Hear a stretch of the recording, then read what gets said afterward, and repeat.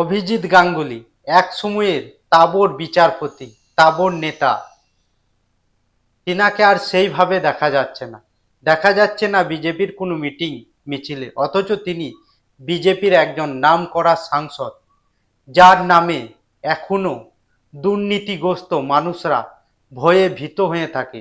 তিনি শিক্ষক নিয়োগ দুর্নীতি মামলায় কড়া অবস্থান নিয়েছিলেন, কিন্তু কি এমন হলো যে বিজেপি তাকে সাইড করে দিল বা কোণঠাসা করে দিল? চলুন আজকের ভিডিওতে সেটি খুব সহজভাবে জানতে পারবেন।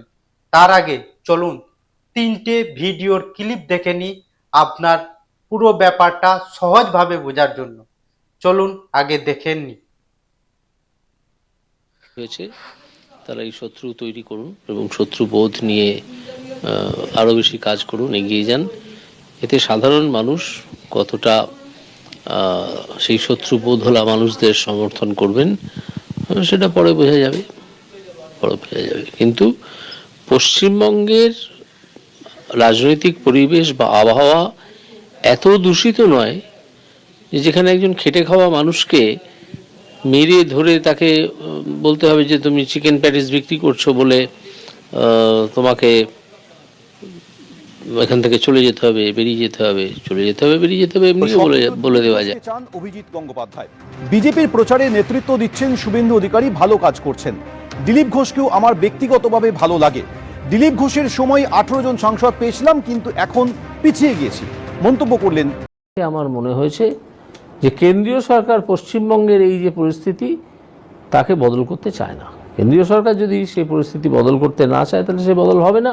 আমার উদ্দেশ্য ছিল মমতা ব্যানার্জিকে এখান থেকে সরিয়ে দেওয়ার সব রকমের ব্যবস্থা করা হবে।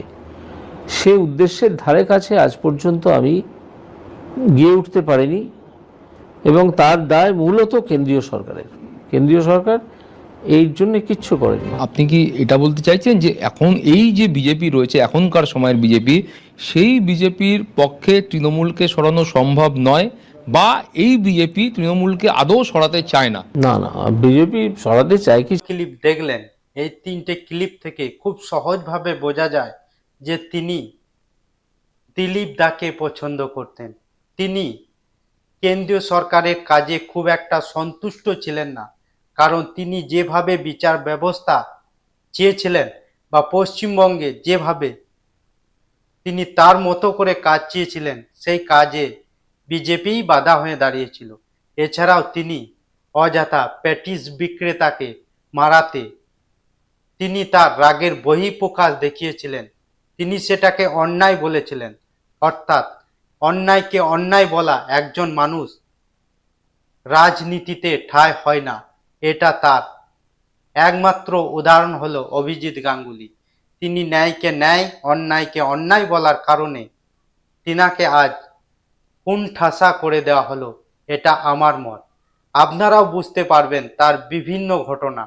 তিনি এমনি কি কেন্দ্রীয় এবং রাজ্য সরকারে দুজনের অবস্থান নিয়েও সন্দেহ প্রকাশ করেন। তিনি এটাও বলেন যে কেন্দ্র রাজ্য তাদের সম্পর্ক কি আছে জানি না, কারণ কেন্দ্র সরকার রাজ্য সরকারের বিরুদ্ধে সেইভাবে ব্যবস্থা নেয় না। ঠিক এইসব কারণে হয়তো আজ তিনি কোণঠাসা বা একরকম তাকে বাদ দিয়ে দেওয়া হয়েছে।